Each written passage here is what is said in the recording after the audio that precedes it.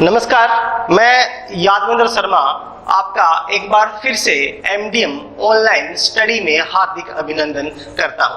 अपना जो टॉपिक चल रहा था वो चल रहा था ह्यूमन फिजियोलॉजी के अंदर डाइजेस्टिव सिस्टम, और डाइजेस्टिव सिस्टम के अंदर अपने बात की थी फूड स्टफ की, और जो फूड स्टफ है उसके अपने टाइप्स की भी बात की थी। और पहला जो अपना टाइप था वो था कार्बोहाइड्रेट। और जो कार्बोहाइड्रेट था, कार्बोहाइड्रेट की अगर अपने बात करते हैं तो अपने कहा था कि जो कार्बोहाइड्रेट है उसको अपने कितने पार्ट में डिवाइड कर सकते हैं, 3 पार्ट में डिवाइड कर सकते हैं। 3 इसके जो पार्ट होते हैं वो कौन कौन से थे, वो था अपना नंबर 1 मोनोसैकेराइड, दूसरा था इसका पॉलीसैकेराइड, और तीसरा इसका था डाइसैकेराइड। 3 टाइप के अंदर अपने इनको डिवाइड किया था, और सबसे पहला जो इसका टाइप था वो था इसके अंदर मोनोसैकेराइड। और अपने कहा था कि जो मोनोसैकेराइड होती है वो सिंपल टाइप की शुगर होती है, स्वाद में मीठी होती है और वाटर सोल्यूबल होती है, पानी के अंदर आसानी से घुल जाती है। उसमें नंबर ऑफ कार्बन के बेस पे उसको अलग अलग नाम दिया जाता है। ये जो बातें हैं अपने पीछे वाली जो क्लास थी उसके अंदर अपने कंप्लीट कर ली थी। फिर अपने कहा था कि जो मोनोसैकेराइड का अगला जो टाइप होता है वो होता है हेक्सोज शुगर। यानी कि हेक्सोज शुगर कौन सी होती है, तो वे शुगर जिनमें जो कार्बन मॉलिक्यूल होते हैं उनकी कितने नंबर होते हैं, अगर वो कितनी है 6 है तो उसको अपने क्या बोलेंगे, हेक्सोज शुगर कहा जाता है। और हेक्सोज शुगर के अंदर अपने पहला जो इसका टाइप था वो टाइप अपने बात की थी इसके अंदर ग्लूकोज की, और अपने कहा था कि सबसे इंपॉर्टेंट पार्ट होता है जो इसके अंदर ग्लूकोज प्रेजेंट रहता है। हमारी बॉडी जो होती है उसको इंस्टेंट एनर्जी जो होती है, तुरंत जो शक्ति होती है, पावर होती है, वो ग्लूकोज के द्वारा ही प्रोवाइड करवाई जाती है। उसके बाद में अब इसका सेकंड जो पार्ट है अपने उसके बारे में बात करेंगे। सेकंड जो पार्ट है नंबर बी अपने कह सकते हैं। नंबर 1 जो इसका पार्ट था वो था इसके अंदर ग्लूकोज, और नंबर बी जो पार्ट है वो इसके अंदर है फ्रक्टोज शुगर। अब फ्रक्टोज शुगर की बात करते हैं तो इसका क्या क्या बेसिक नाम होगा, किस प्रकार से इसके काम होंगे, उसकी बात करते हैं। तो फ्रक्टोज शुगर कैसी होती है, तो इसका सूत्र भी कौन सा होता है, इसका सूत्र भी C6H6 होता है। अगर अपने बात करते हैं फ्रक्टोज शुगर के सूत्र की, तो सूत्र क्या होगा, C6H12O6 इसका क्या होता है, सूत्र होता है। नंबर 1 बात अपने को इसके अंदर ये ध्यान में रखनी है, क्या चीज होती है कि फ्रक्टोज शुगर जो है उसका सूत्र क्या होता है, C6H12O6, जो अपने मोनोसैकेराइड के अंदर अपने बात की थी। ओके, उसके बाद अपने ग्लूकोज के बारे में बात की थी। तो जब हेक्सोज शुगर की बात करते हैं तो सभी हेक्सोज शुगर जो होती है उनका C6H12O6 ही सूत्र होता है। फर्क कहां आ जाता है, फर्क इनके अंदर जो OH ग्रुप होता है उसका जो विन्यास होगा वो अपना चेंज करता रहता है, उसके अकॉर्डिंग ही इनका नामकरण किया जाता है। तो अब इसका सूत्र क्या होता है, C6H12O6 होता है। और ये किस प्रकार की शुगर है, ये कीटोन शुगर होती है। अब नंबर 2 बात अपने क्या ध्यान में रखनी है कि ये किस प्रकार की शुगर है, ये कीटोन शुगर होती है। कंपटीशन की बात करते हैं तो कंपटीशन लेवल के लिए भी ये इंपॉर्टेंट है। और अपने सिलेबस की बात करते हैं, श्री महाराजा गंगा सिंह यूनिवर्सिटी है, श्री जयपुर यूनिवर्सिटी है, उदयपुर यूनिवर्सिटी है, सभी की अगर बात करते हैं तो सभी में ये सेम चीजें ही रहेगी। तो कौन सी शुगर है, किस प्रकार की शुगर है, तो ये कीटोन शुगर होती है तथा स्वतंत्र रूप से जो सेमिनल प्लाज्मा जो होता है उस सेमिनल प्लाज्मा के अंदर प्रेजेंट रहती है। 3 नंबर पॉइंट क्या है, सेमिनल प्लाज्मा के अंदर किस प्रकार से प्रेजेंट रहती है ये, तो स्वतंत्र रूप से सेमिनल प्लाज्मा के अंदर जो फ्रक्टोज शुगर होती है वो अपने को मिल जाती है। अब अगर अपने बात करते हैं कि किन किन जो फूड वाले जो पार्ट है वहां पर कहां पर मिलेगी, तो ये जो फलों का रस होता है यानी कि फ्रूट जूस जो होता है, एग्जाम्पल की अपने बात करें कि कहां कहां पर मिल जाती है, तो फ्रूट जूस जो है, फलों के जो रस होते हैं, फलों के रस के अंदर ये मिल जाती है। उसके बाद में जो हनी होता है, शहद जो होता है, हनी के अंदर हनी में, शहद में क्या है, ये प्रचुर मात्रा में प्रेजेंट रहती है। इसके बाद में जो सुक्रोज होती है उसमें क्या है कि जब इंसुलिन का जल अपघटन करवाया जाता है तब क्या है अपने को ये फ्रक्टोज शुगर जो होती है वो प्राप्त होती है। ठीक है, अब अगर अपने इसके स्ट्रक्चर की बात करते हैं तो पहले ही अपने कहा था कि इसका जो सूत्र होता है वो कैसा होता है, C6H12O6 होता है। अब इसके दो टाइप है, डी फ्रक्टोज और एल फ्रक्टोज। फर्क कहाँ है, इसके अंदर जो OH विन्यास है उसके अंदर ही फर्क आएगा। अगर अपने कहते हैं कि अगर OH यहाँ पर है तो ये किस प्रकार का हो जाएगा, डी फ्रक्टोज हो जाएगी। अगर अपने OH इस तरफ ले लेते हैं 3 नंबर कार्बन परमाणु पर है तो ये कैसी हो जाएगी, एल फ्रक्टोज के रूप में कन्वर्ट हो जाती है। अब इसका जो डायग्राम होगा वो डायग्राम आप यहां से क्या कर सकते हैं, बना सकते हैं। तो अपने किस चीज के बारे में बात की है, फ्रक्टोज शुगर के बारे में बात की है। कैसी शुगर है ये, हेक्सोज शुगर का टाइप है। और अपने कहा था कि हेक्सोज का मतलब क्या होता है, हेक्सा का मतलब होता है 6 यानी कि 6। तो हेक्सोज में C6H12O6 रासायनिक सूत्र हो गया। इसका नाम क्या होता है, कीटोन शुगर भी इसको कहते हैं। कहां पर स्वतंत्र रूप से प्रेजेंट रहती है, तो हमारा जो सेमिनल प्लाज्मा जो होता है, सेमिनल प्लाज्मा के अंदर प्रेजेंट रहती है। अब सेमिनल प्लाज्मा क्या है, तो जब अपने डेवलपमेंट बायोलॉजी के बारे में डिस्कस करेंगे तो वहां पर सेमिनल प्लाज्मा के बारे में ही समझेंगे। अभी अपने फूड के बारे में बात कर रहे हैं या डाइजेशन के बारे में बात कर रहे हैं तो अपने यहां तक ही इसको सीमित रखेंगे।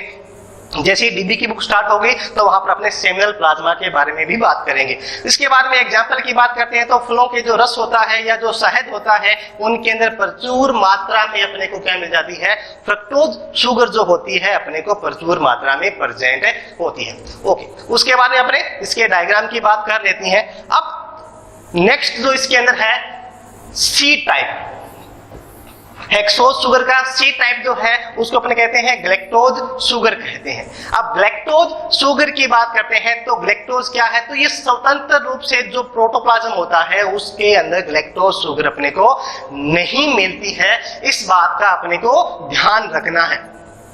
ये क्या होती है, स्वतंत्र रूप से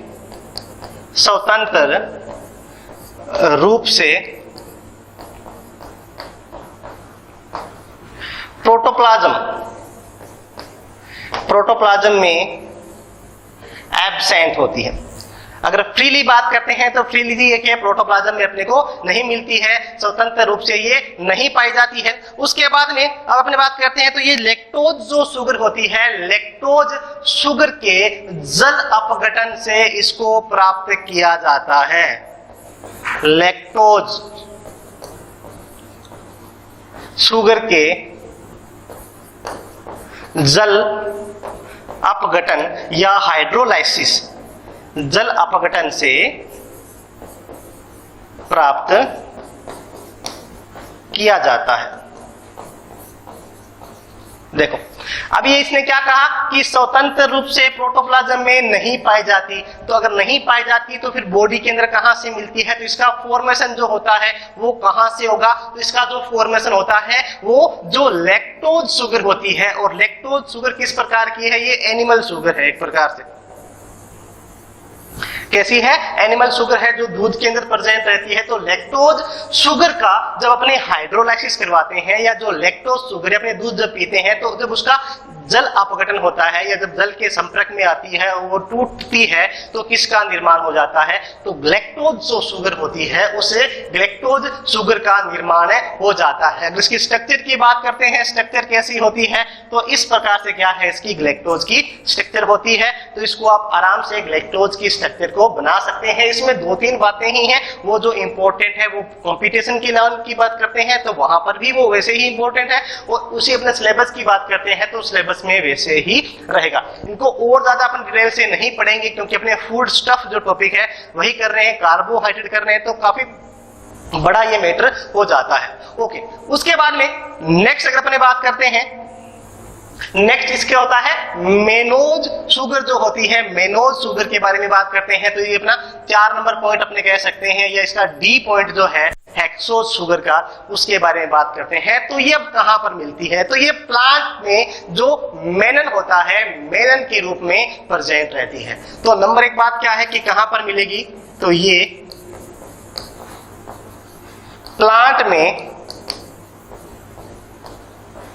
मेनन के रूप में प्रेजेंट रहती है। बात थोड़ी थोड़ी समझ रही है क्या? मेनोज नाम क्या है? मेनोज किसके रूप में प्रेजेंट रहती है? मेनन के रूप में प्रेजेंट रहती है। किसके अंदर? प्लांट के अंदर। यानी कि अपने प्लांट जब खाएंगे या जो पौधे होते हैं जब उनको अपने ग्रहण करते हैं तो उसके रूप में क्या है अपने मेनन को लेते हैं, और मेनन बाद में किसमें अपने कह सकते हैं कि मेनोज जो होती है उसमें कन्वर्ट होती है। तो मेनोज क्या है? प्लांट में प्रेजेंट रहती है और मेनन के रूप में होती है। उसका कुछ जो भाग होता है वो ग्लाइकोप्रोटीन के अंदर भी प्रेजेंट रहता है। इस बात को अपने नोट करके या अंडरलाइन करके भी लिख सकते हो। तो मेनोज जो होती है वो कहां पर होती है? तो इसका कुछ भाग जो होता है वो ग्लाइकोप्रोटीन के रूप में भी, कुछ भाग ग्लाइको प्रोटीन के रूप में प्रेजेंट रहता है, प्रेजेंट रहता है। क्या कहता है ये कि जो मेनोज जो होती है इसका कुछ भाग जो होता है वो जो ग्लाइकोप्रोटीन होती है, ग्लाइकोप्रोटीन में भी प्रेजेंट रहता है। अब ग्लाइकोप्रोटीन क्या चीज है? सबसे बड़ा पंगा तो यही आ जाता है कि जी ग्लाइकोप्रोटीन क्या है।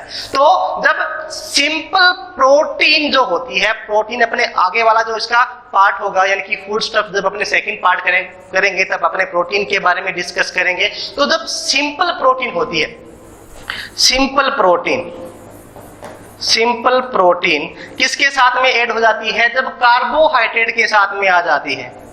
सिंपल प्रोटीन जब किसके साथ में आती है? कार्बोहाइड्रेट के साथ में आ जाती है तो उसको अपने क्या बोलते हैं? उसको अपने कहते हैं ग्लाइकोप्रोटीन, अपने उसको कह सकते हैं। तो ग्लाइकोप्रोटीन क्या चीज है? तो सिंपल प्रोटीन प्लस कार्बोहाइड्रेट जब आपस में जुड़ जाते हैं तब क्या बन जाता है?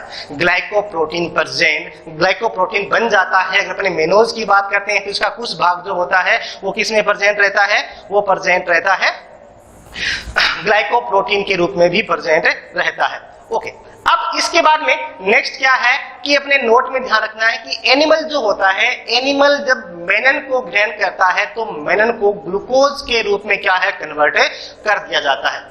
मेनन किसके रूप में कन्वर्ट हो जाता है या किस फॉर्म में टूटता है? तो मेनन जो होता है वो ग्लूकोज, ग्लूकोज में टूट जाएगा। आपने भी बात की थी कि मेनन जो होता है वो किस में प्रेजेंट रहता है? वो प्रेजेंट रहता है प्लांट में। अब अपन जब प्लांट को खाएंगे तो मेनन डायरेक्ट अपने यूज नहीं कर सकती या हमारी बॉडी डायरेक्ट उसका यूज नहीं कर सकती। हमारी बॉडी क्या करेगी कि जो मेनन होगा, मेनन को किस फॉर्म में चेंज कर लेगी? ग्लूकोज के फॉर्म में चेंज कर लेगी, और उस ग्लूकोज फिर क्या करेगी? अपने को जो एनर्जी होती है वो एनर्जी प्रोवाइड करवाएगी। जब ज्यादा ग्लूकोज अपने ग्रहण करेंगे तो वो किस रूप में कन्वर्ट हो जाएगी? ग्लाइकोजन में कन्वर्ट हो जाएगी, जो हमारे लीवर और हमारी जो मसल्स होती हैं उनके अंदर वो स्टोर होती रहती है। और जैसे जैसे आवश्यकता होती है वैसे वैसे क्या होगा? इसका यूज कर लिया जाएगा। तो नोट में अपने बात ध्यान में रखना है, इसको भी अपने नोट में लगा लेते हैं। इसको अपने आप अलग से लिख सकते हो कि जो मेनन होती है, अपने लिख लेना कि एनिमल में, एनिमल के अंदर, एनिमल में मेनन को किसके रूप में तोड़ दिया जाता है? तो इसको ग्लूकोज के रूप में तोड़ दिया जाता है, और वहां से फिर क्या है? इसका हमारी बॉडी जो होती है वो यूज कर लेती है। अब यहां तक जो था वो अपना है मोनोसेकेराइड जो होता है वो कंप्लीट हो जाता है। मोनोसेकेराइड अपने कहा था कि ये कार्बन, हाइड्रोजन और ऑक्सीजन से मिलकर बने हैं। जो अपने कार्बोहाइड्रेट की बात की अपने कहा था कि जो मोनोसेकेराइड होती है उसका सूत्र C6H12O6 होता है। बस OH जो ग्रुप होता है उसकी क्या है? फॉर्म जो क्या है? चेंज होती रहती है। और कार्बन नंबर की बात करते हैं तो उसके आधार पर क्या है? इसका जो नाम होता है वो जैसे अपने बात करते हैं ट्राइओज है, टेट्राज है, पेंटोज है, हेक्सोज है और हेप्टोज है। ये सारी क्या है? नंबर ऑफ कार्बन के बेस पे इनका नाम है लिखा गया है। अब अपने सेकंड जो कार्बोहाइड्रेट का पार्ट है वो कौन सा है? वो है अब अपना डाइसेकेराइड। डाइसेकेराइड की अपने बात करते हैं। डाइसेकेराइड क्या चीज होती है इसके बारे में अपने आराम से डिस्कस करेंगे, पूरी अपने इसके बारे में बात करेंगे। डाइसेकेराइड की बात करते हैं। सबसे पहले क्या है डाइसेकेराइड? तो ये शुगर भी कैसी होती है? स्वाद में मीठी होती है और वाटर सोल्यूबल होती है, जो अपने किस में कहा था? मोनोसेकेराइड में कहा था। अब नंबर 1 पॉइंट आपको क्या लिखना है इसके अंदर? ये स्वाद में मीठी तथा जल में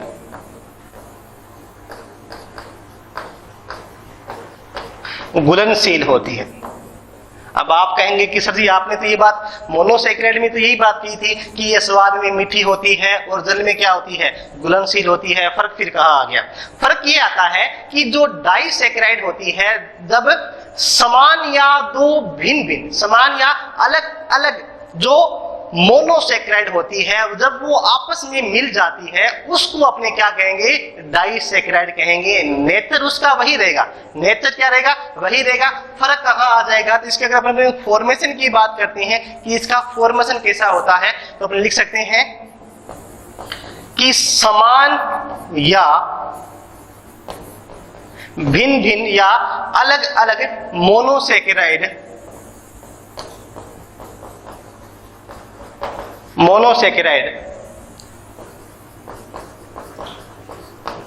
आपस में मिलती है तो किसका निर्माण हो जाता है? जब आपस में मिलती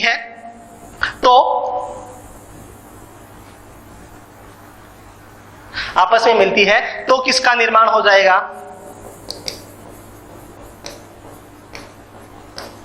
डाइसेकेराइड का फॉर्मेशन हो जाता है। इस बात को अपने ध्यान में रखना है। मोनोसेक्राइड और डाइसेक्राइड में फर्क कहां आता है कि मोनोसेक्राइड तो सिंपल टाइप की क्या थी, शुगर थी, स्वाद में मीठी थी और जल में घुलनशील थी। और डाइसेक्राइड की बात करते हैं तो ये भी क्या है कि स्वाद में मीठी है और जल में घुलनशील है। लेकिन फर्क कहां आता है कि जब दो मोनोसेक्राइड क्या है आपस में मिल जाती है। अब जरूरी नहीं है कि वो अलग अलग हो, जरूरी नहीं है कि वो सेम हो। दो अलग अलग मोनोसेक्राइड भी आपस में जुड़ सकती है और दो सेम मोनोसेक्राइड है वो भी आपस में जुड़ सकती है। जैसे कि अगर अपन बात करते हैं दो ग्लूकोज आपस में जुड़ जाएगी तो किसका निर्माण करेगी? डाइसेक्राइड का निर्माण करेगी। एक ग्लूकोज है और एक फ्रक्टोज है, जब वो आपस में जुड़ जाएगी तो भी किसका निर्माण करेगी? वो डाइसेक्राइड का ही निर्माण करती है। तो इस बात का अपने को ध्यान में रखना है।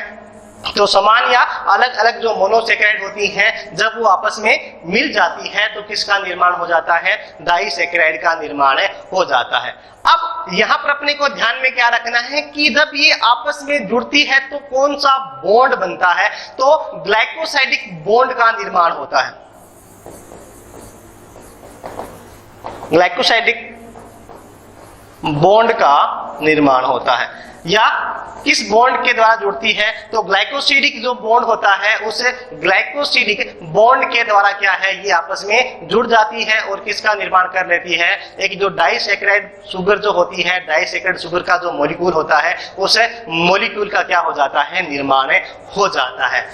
अपने बात करते हैं इसका जो रासायनिक सूत्र जो होता है, रासायनिक सूत्र इसका कैसा होता है?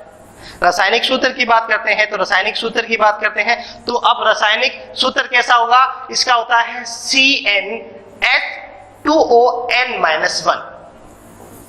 CnH2ON-1 क्या होता है? इसका रासायनिक सूत्र होता है। किसका? डाइसेकेराइड का। अगर डाइसेकेराइड की बात करते हैं तो रासायनिक सूत्र क्या होगा? CnH2O-1 डाइसेकेराइड का सूत्र होता है। मोनोसेकेराइड की अपने बात की थी। अब जब दो मोनोसेकेराइड आपस में जुड़ जाएगी तो किसका निर्माण हो जाएगा? जो डाइसेकेराइड होती है उसका निर्माण हो जाता है।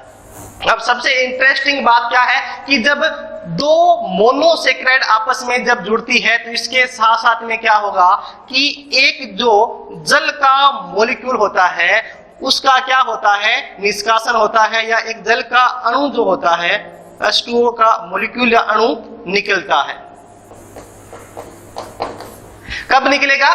जब दो मोनोसेक्राइड आपस में जुड़ती है तब क्या होता है कि एक डाइसेक्राइड शुगर जो होती है उसका फॉर्मेशन होता है और इसके साथ साथ में क्या है? एक जल का अणु जो होता है उसका क्या होगा? निष्कासन होगा। जैसे अपने बात करते हैं दो कोई मोनोसेक्राइड लेते हैं, जिसकी अपने बात करते हैं C6H12O6 प्लस C6 H12O6। जैसे मान लीजिए कि ये क्या है, एक जो ग्लूकोज है उस ग्लूकोज को अपने ले लेते हैं, और दूसरा जो है फ्रक्टोज,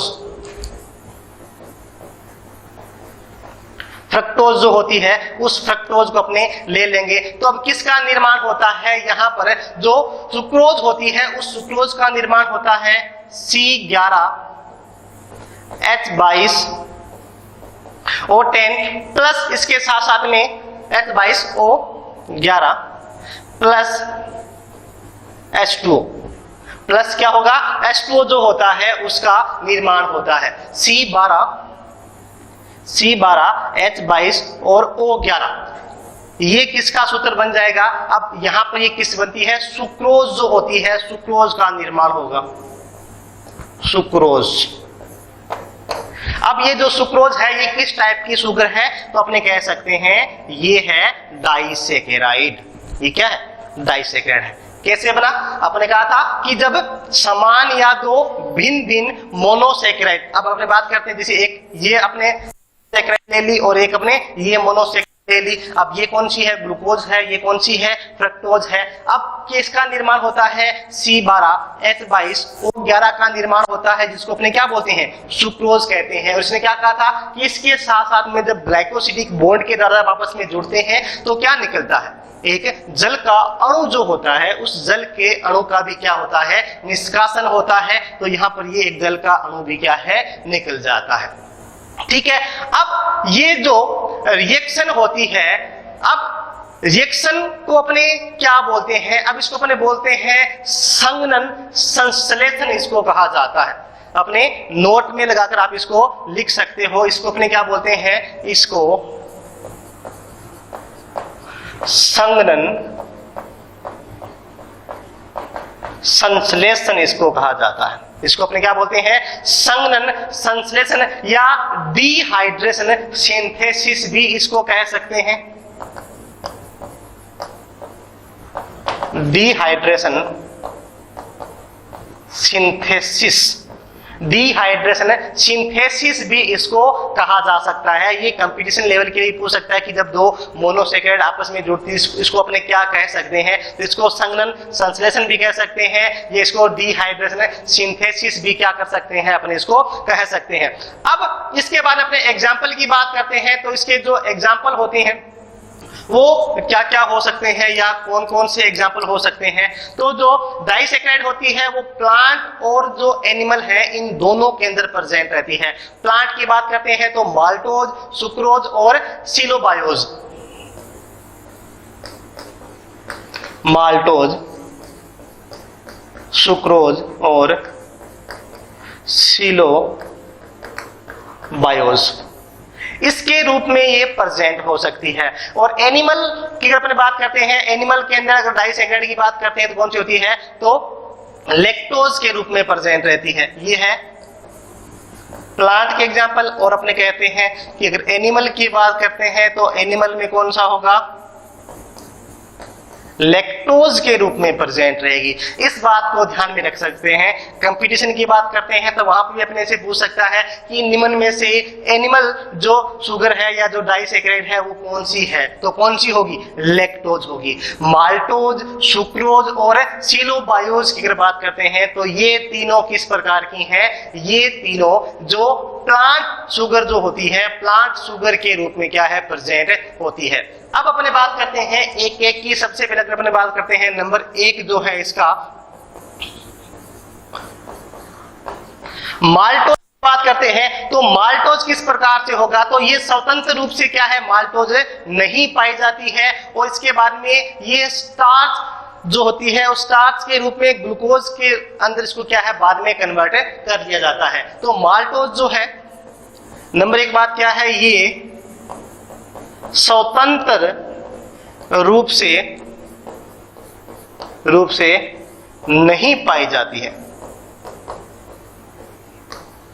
नंबर 1 बात क्या है कि क्या है, स्वतंत्र रूप से क्या होती है कि जो माल्टोज है वो नहीं पाई जाती है। और ये क्या है कि जो मंड या जो स्टार्च होता है, मंड या स्टार्च जब क्या है ग्लूकोज में कन्वर्ट होता है, ये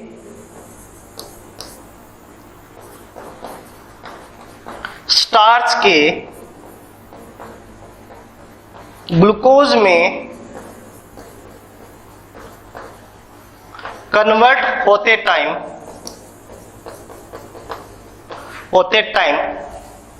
मध्यवर्ती होते टाइम